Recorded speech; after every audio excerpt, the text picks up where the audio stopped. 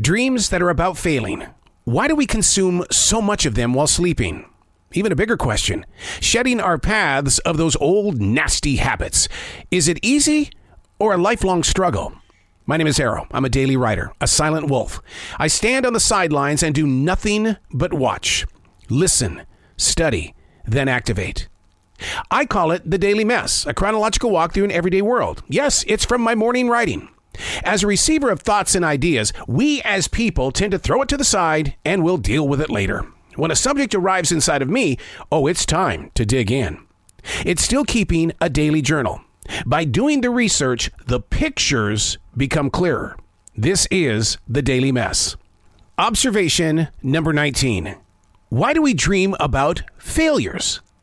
The experts are quick to point out that it belongs to stress and anxiety. The subconscious is telling the brain to figure out a way to relieve the pressure. I've always thought of myself as an optimistic pessimist, not exactly a safe zone. A pessimist expects to fail, which can lead to something called imposter syndrome. Doubting yourself, especially your dreams, puts you in a completely different reality. That being said, some dream experts see dreams of failure as being, it's actually a good sign. It's predictive of success. The more preoccupied you are about not succeeding at something, the harder you work to prevent the bad from actually taking over. Dreams about failure are seen as underlying insecurity. So how can the average person improve? Well, I keep a daily journal because little things such as dreams are easily forgotten until it becomes a bigger problem. Don't be afraid to spill out your middle of the night mental moving pictures. Many times a dream, there's nothing really to it. But what happens when it does have a purpose?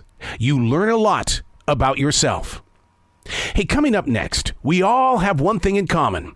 Bad habits. How can we shake those monkeys? Hey, thanks for coming back to the Daily Mess. Observation number 20. Each and every one of us have one of these things in common. We have habits. Some much larger than others.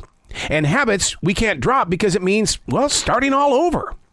Stopping a bad habit requires the identification of what's triggering you. The experts invite you to keep a journal.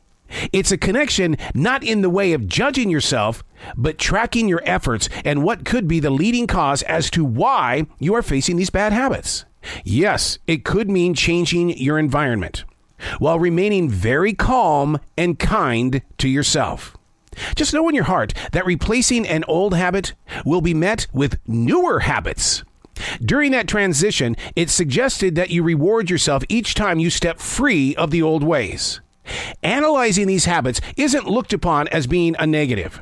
Practicing and activating self-care is essential to maintaining true inner peace. Setting things aside will only set up the bad habits to be readily available when a release or falsified victory needs to be met. Move beyond the habit. I'm Arroe, and that's the Daily Mess.